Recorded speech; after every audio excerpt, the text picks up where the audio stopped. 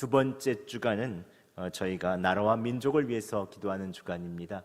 그런데 계속해서 저희 부목사님과 또 전임 전도사님이 말씀을 전해주시니까 매주마다 강사님의 말씀을 듣는 것 같아요. 그래서 오늘도 우리 교회 최고의 강사 양필정 목사님 말씀 전하실 때 많은 은혜 받으시기 바랍니다.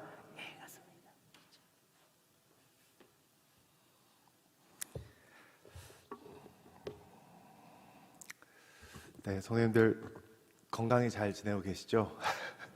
네, 제가 저번 수요 설교로 올라왔을 때 아직까지 코로나 안 걸리신 분들 우리 걸리지 말아 봅시다 이렇게 이야기하고 제가 지난주에 코로나를 알았습니다.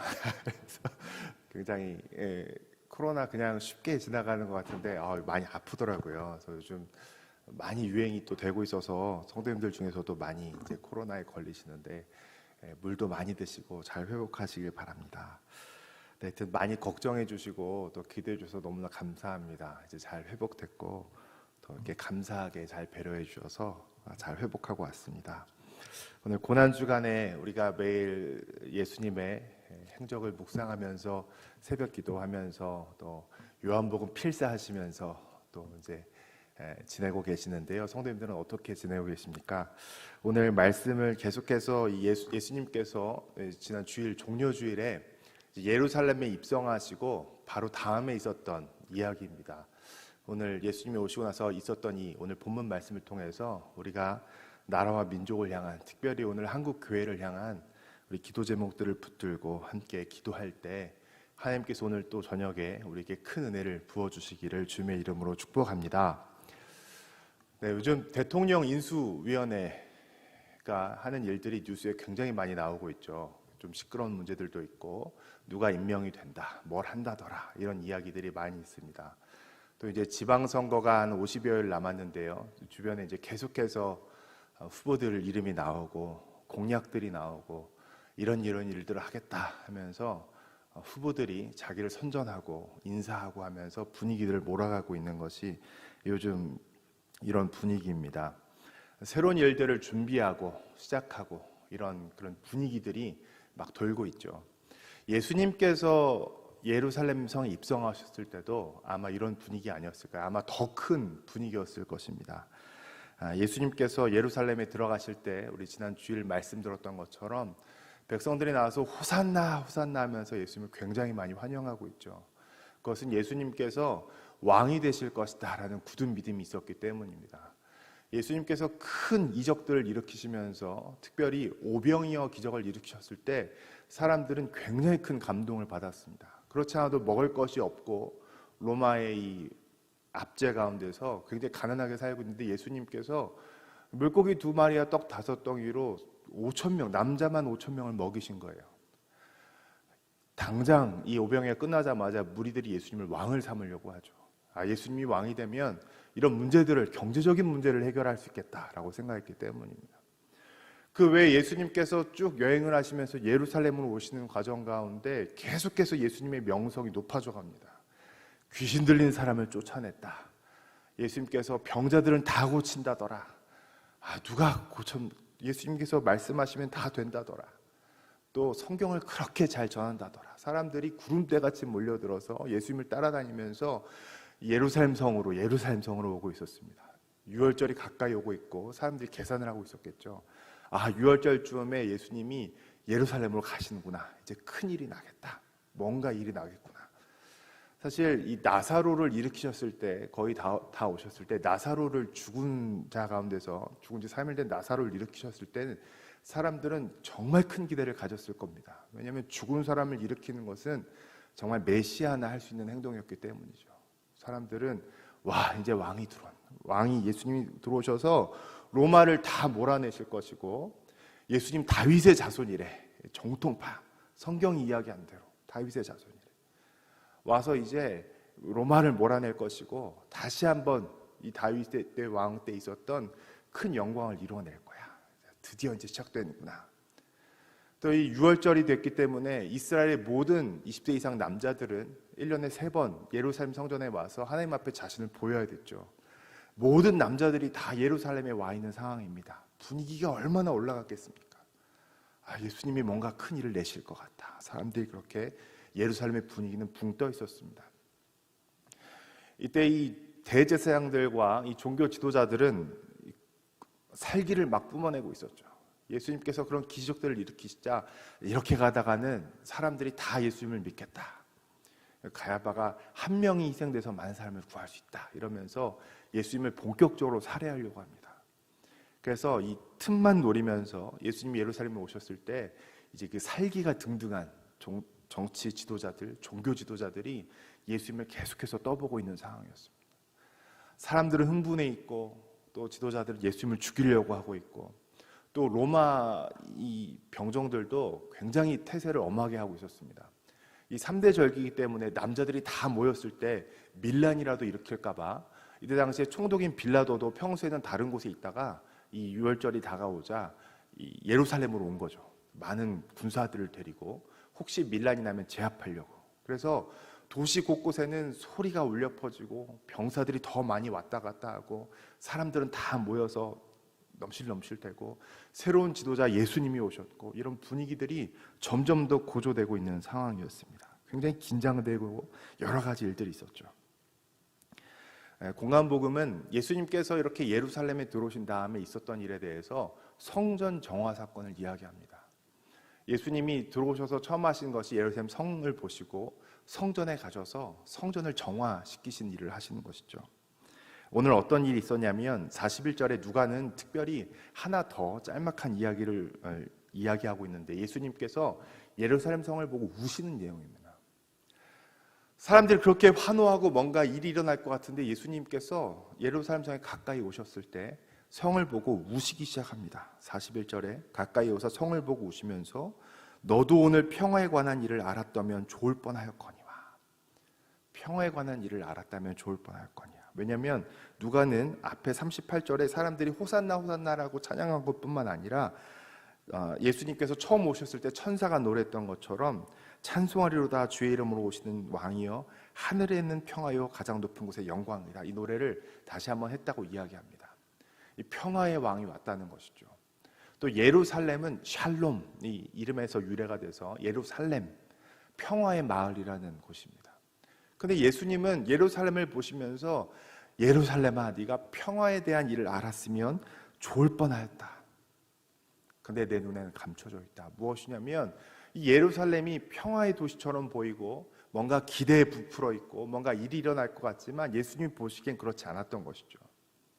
예수님께서는 예루살렘 성에 가까이 오셔서 예루살렘 성을 보고 말씀하십니다. 43절에 이제 날이 이를 것이다. 그래서 원수들이 토둔을 쌓고 성 주변에 흙을 높이 쌓아서 이제 성을 점령하고 무너뜨리고 너를 둘러 사면으로 포위해서 가두고 너와 및 그 안에 있는 자식들을 땅에 메어치고 돌 하나도 돌 위에 남기지 아니하리니 이는 내가 보살핌 받는 날을 알지 못함을 이남이니라 하시니라. 예수님이 오셔서 예루살렘을 성을 딱 보시고 처음 하신 말이 이겁니다. 우시면서 네가 평화의 도시지만 평화를 모르는구나. 이제 때가 되면 네 성이 다 무너질 거야. 네 자식들이 다 메어쳐질 거야. 다 전복당할 거야. 사람들이 얼마나 충격이었을까요? 사람들은 그걸 기대하지 않았을까요? 우리한테 가장 위대한 성읍 예루살렘 성, 다윗 왕 때부터 중심되는 성읍, 로마 사람들이 왔지만 옛날 마카비 왕조가 잠깐 몰아냈던 것처럼 이제 예수님이 큰 기적을 행하셔서 대권주자 아닙니까? 대권주자. 그래서 여러 가지 일을 얘기했겠죠. 이제 예루살렘이 더 번창해질 것이다. 예루살렘을 더 힘을 얻을 것이다. 예루살렘이 다윗 때 영광을 회복할 것이다. 사람들은 예수님한테 그런 말을 기대했을 것입니다. 근데 예수님은 우시면서 이 성이 멸망할 거다. 사람들이 얼마나 뒤숭숭했을까요? 예루살렘 성이 멸망한다고 이해를 못했을 것입니다.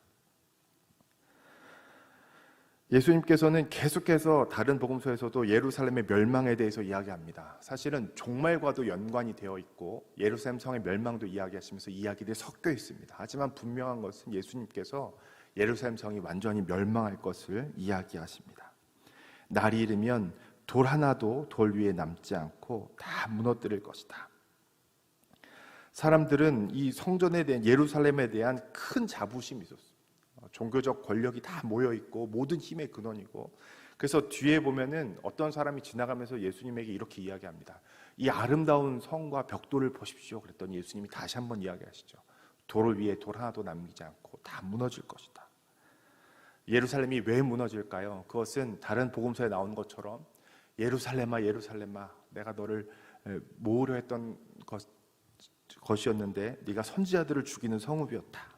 이 선지자들을 죽이기도 한 그런 악행들, 또 종교 권력들이 모여서 하나님의 그 뜻을 올바르게 선포하는 선지자들의 말을 듣지 않고 오히려 그들을 압박하고, 또 잘못된 삶을 살면서 율법을 더 강화해서 하나님이 원하시는 그 인자와 인애는 없고 하나님께서 원하시는 걸 행하지 않고 오히려 더 율법적으로 사람들의 편을 가르고 나누고 했던 그런 모든 것이 있었지만, 이 예수님께서 말씀하신 것처럼 정말 예루살렘은 이제 무너지게 됩니다. 그래서 이 전쟁이 나고 유다 독립전쟁이 나면서 지금 이때가 예수님이 AD 33년에서 뭐 5년 6년으로 보면 AD 70년에 예루살렘 성이 정말 함락돼서 무너지게 되죠. 종교 권력의 끝, 성전 시대가 막이 내려지는 것입니다. 우리는 이것을 그냥 말씀으로 쉽게 이야기하지만 이 사람들은 상상도 못하는 일이죠. 하나님이 함께 하시는 이 예루살렘 성이 어떻게 무너진단 말이에요. 이 성이 다시 무너지고 넘어간다는 것인가. 그러나 이 성전은 정말로 무너진, 예수님이 새로운 일들을 말씀하고 계시는 것이죠. 성전에 드리는 제사가 없어집니다.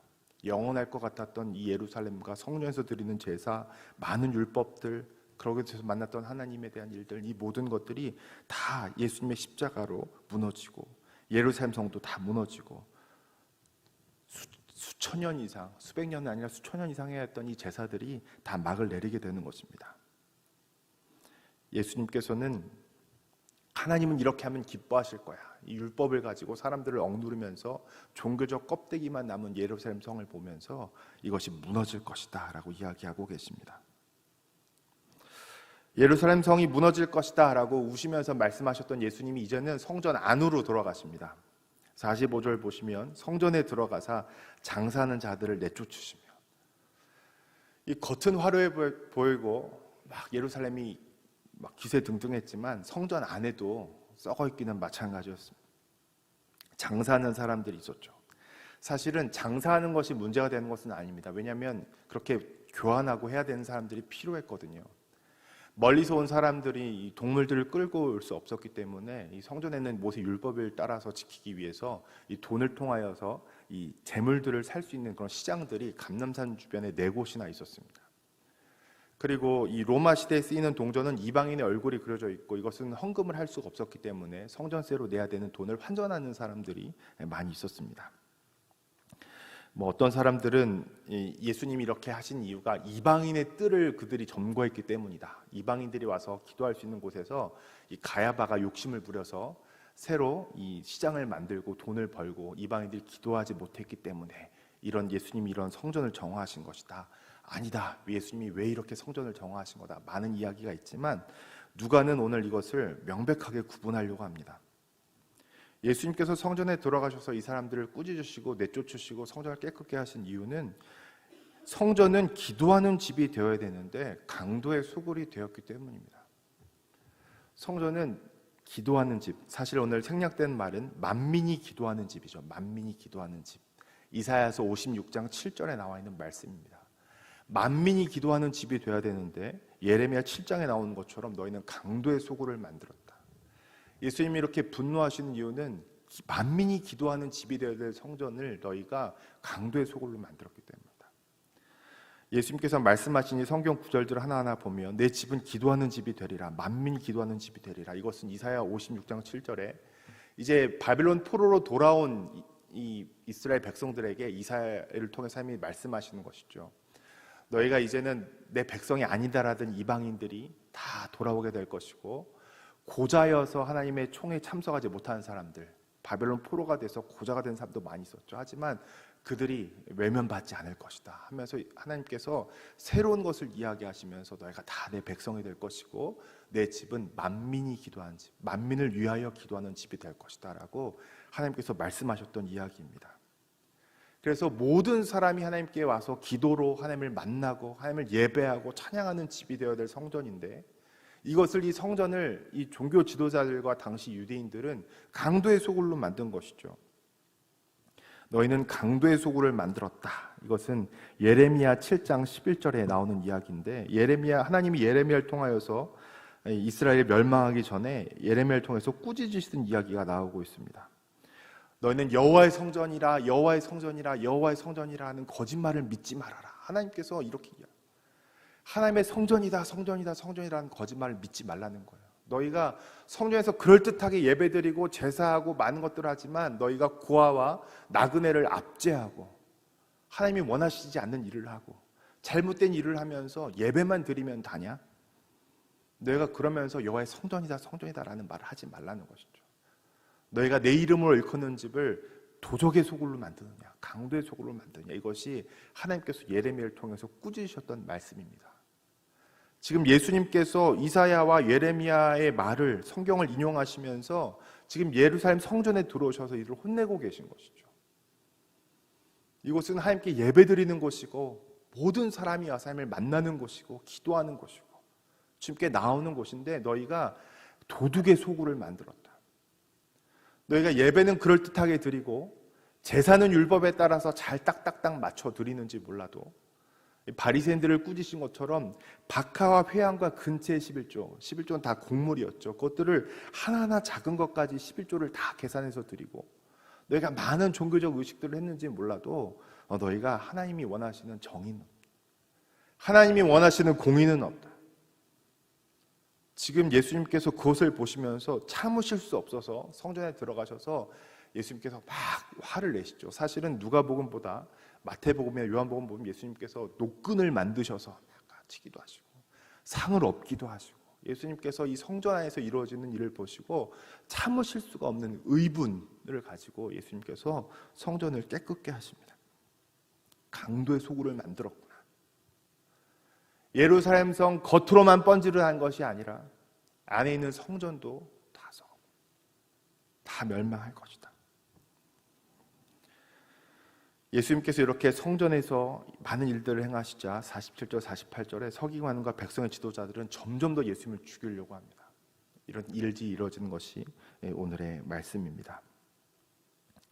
오늘 말씀을 묵상하면서 예수님이 오늘 과연 이 한국 땅에 오시고 예수님께서 이 한국 교회에 오셨을 때 주님께서 뭐라고 이야기하실까를 적용하고 묵상하면서 말씀을 보았습니다. 참 궁금했습니다. 지금 한국 사회뿐만 아니라 한국 교회, 특별히 교회가 굉장히 큰 위기라고 합니다. 교회 미래학자들이 공통적으로 이야기하는 것은 교회가 큰 위기를 맞았다. 사회의 신뢰도를 형편없이 신뢰도가 낮아졌고, 사람들은 교회에 대해서 비판하기 시작했고, 젊은 세대들은 하나님을 믿지 않고 가뜩이나 숫자가 줄고 있는데 이 무신론자들만 더 많아지고 이 어린 자녀들이 점점 더 하나님을 떠나고 있고, 화려한 건물들과 이 밤에 비행기에서 보면은 빨간 십자가 그렇게 많지만 사실 코로나 때 어려움을 겪으면서 많은 교회들이 건축대에 들어갔던 빚을 갚지 못해서 교회 건물들이 부도가 나거나 심지어 이단에 넘어가는 교회 건물들도 나오고 있습니다. 겉만 번지르 했지만 많은 내용들을 겪으면서 교회가 건물과 숫자를 자랑하고 있지만 속을 들여다보면 참 속 아프고 참 어려운 일들 때문에 마음이 답답해져 옵니다. 저도 한국 교회를 생각하면서 나라를 생각하면서 말씀을 통해서 보면서 예수님이 과연 오늘 한국 교회에 오시면 뭐라고 하실까? 너무 답답하더라고요. 또 제 미래도 보이지 않는 것 같습니다. 이렇게 되다가는 교회가 너무나 작아지지 않을까? 시당이 전수되지 않고 젊은 사람들은 다 떠나가고 참 교회가 큰 어려움을 겪지 않을까? 참 많이 마음이 아프고 고통스러웠습니다. 하지만 말씀을 묵상하면서 하나님께서 저에게 다시 보게 하신 것은 과연 이때가 참 가슴 아프고 힘들지만 이때 가장 큰 소망이 있는 때라는 것입니다. 왜냐하면 하나님께서 붙들고 계시기 때문인 줄로 믿습니다. 여기서 가장 큰 소망이 보이는 것입니다. 사실은 예루살렘 성은 무너져야 됩니다. 성전은 무너져야 됩니다. 왜냐하면 예수님께서, 하나님이 예수님을 통하여서 새 일을 행하고 계시기 때문에 그렇습니다. 계속해서 동물 제사를 드리면서 함께 나오고 율법을 지키면서 그 가운데 억눌려서 하나님과 참다운 관계를 맺지 못하고 지금까지 그렇게 살아왔지만 이젠 달라질 것입니다. 왜냐하면 예수님께서 오셨기 때문에. 예수님이 십자가를 지시고 돌아가시고 우리의 모든 죄를 지시고 부활하심을 통하여서 이제 성전에 있는 휘장이 갈라질 것이기 때문에, 그렇기 때문에 이제는 성전이 망해야 되는 모든 제사들이 다 무너지고 새로워질 때가 온 것입니다. 강도의 구렬이 된 성전, 잘못된 형식적인 종교만 남아있고 형식적인 신앙만 남아있고 하나님이 원하시는 일은 하지도 못하고 하나님을 알지도 못하는 이 모든 것들은 이제 무너져야 되는 것이죠. 성전이 무엇입니까? 성전은 다른 이방인들처럼 하나님은 장소를 거룩하게 하신 분이 아닙니다. 다른 무속신앙이나 많은 신앙에서는 우리는 장소가 거룩하다고 배워왔죠. 그래서 신당에 가면 거기 신이 있다. 큰 파르테논 신전이나 그 신전에 가면 거기에 신이 살고 있는 거죠. 그래서 우리는 그 신전에 찾아가서 사찰에 찾아가서 신을 만나는 건데, 하나님은 그런 분이 아니셨습니다. 하나님이 솔로몬이 처음에 성전을 지을 때도 말씀하셨죠. 온 천하가 내 발등상이다. 하지만 내가 내 이름을 여기에 두겠다. 네가 여기서 기도할 때 내가 듣겠다. 하나님은 성전 안에 갇혀 계신 분이 아니신 거죠. 하나님은 온 천하 만물에 충만하신 분이신 것입니다. 하나님이 굉장히 독특하신 게 있는데 그게 무엇이냐면, 하나님은 장소가 아니라 시간을 거룩하게 하신 분이시죠. 하나님께서 모든 천지를 창조하시고 맨 마지막에 안식일을 거룩하게 하십니다. 하나님은 장소를 거룩하게 하셔서 거기만 계신 분이 아니라 시간을 거룩하게 하시면서 모든 만물의 편재에 계신 분이 하나님이신 것이죠. 그렇기 때문에 성전이라는 것은 하나님이 함께 하실 때 성전인 것입니다. 지금 이렇게 형식만 남아있고 하나님한테 예배는 드린다고 하면서도 삶은 엉망으로 살아가고 있고 율법의 압박 가운데 있는 이 성전은 무너져야 되는 것이고, 이제 예수님을 통하여서 하나님께서 우리에게 성령을 보내주셔서 건물로 보이는 성전은 무너지고 이제 성령님이 직접 우리 가운데 오셔서 우리가 성전이 되는 것이죠.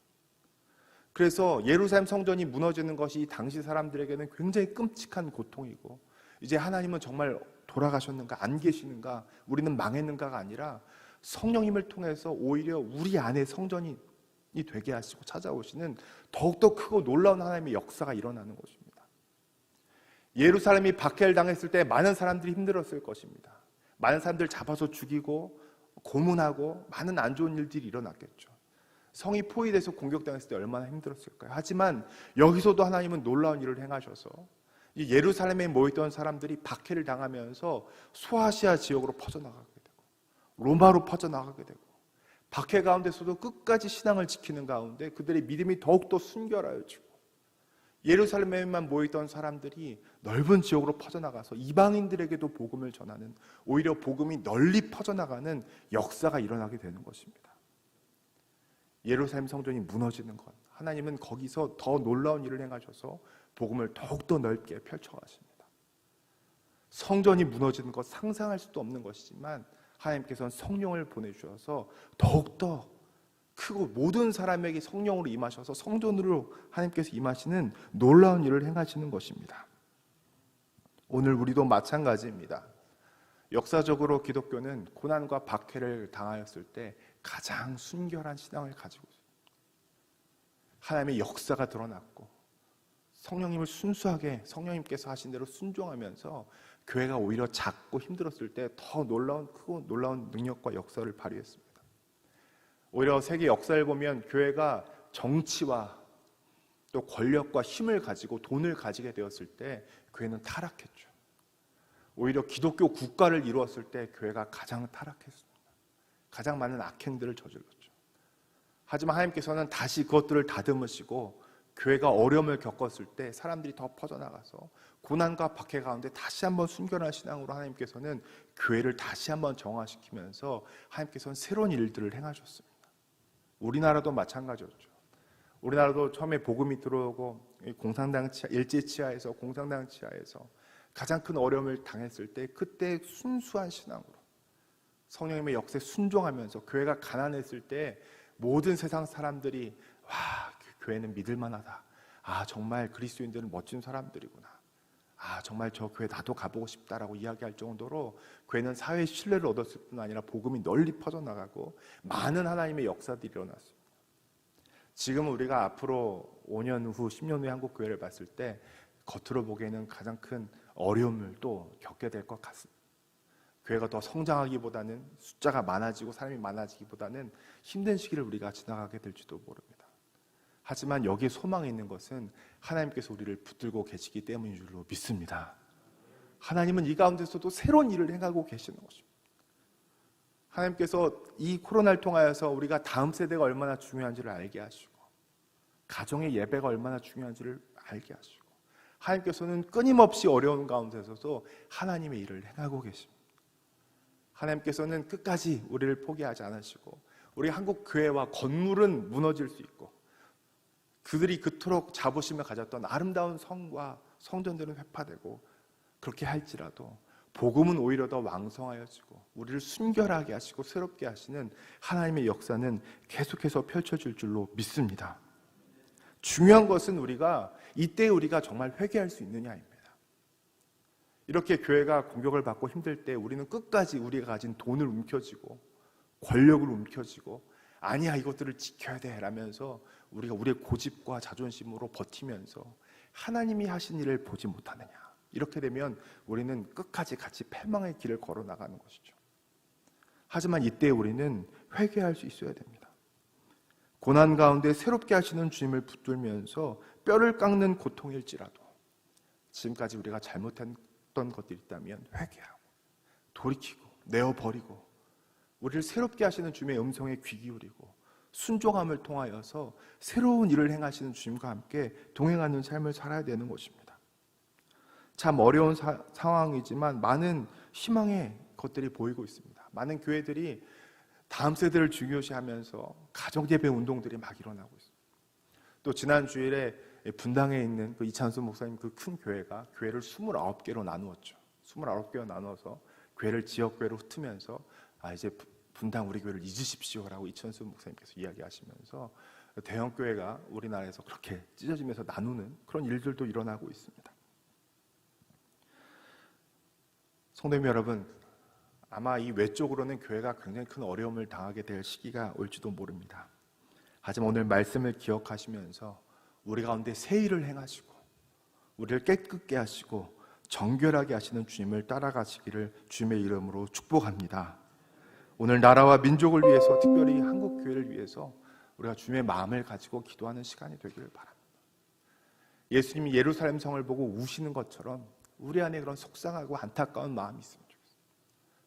주님께서 교회를 보시고 참을 수 없으셔서 의분을 일으키시면서 성전을 뒤엎으시면서 너희가 만민이 기도하는 집이 되어야 될 이 교회를 강도의 소굴로 만들었냐. 분통 터져 하시는 예수님의 그 답답한 마음을 가지고 우리가 같이 기도했으면 좋겠습니다. 하나님, 우리가 잘못한 것이 너무나 많습니다. 우리 한국교회가 돈을 탐했습니다. 권력을 탐했습니다. 자신의 것인 양 세습을 하기도 하고 권력자들을 축복하고 권력을 따라가고 더 큰 교회 규모만 가지려고 하고 기도하면서 만민이 주님을 만나게 하는 그런 사명을 감당하기보다 우리가 다른 것들에 잘못 빠져 있었습니다. 우리가 회개하고 우리가 주님을 붙들며 나아갈 때 성령님께서 우리 기도를 들으시고 어려운 가운데서도 새로운 일을 행하시는 주님을 경험하시는 우리의 삶이 되도록 우리 교회가 되기를 주님의 이름으로 축복합니다. 함께 기도하시겠습니다. 하나님 아버지,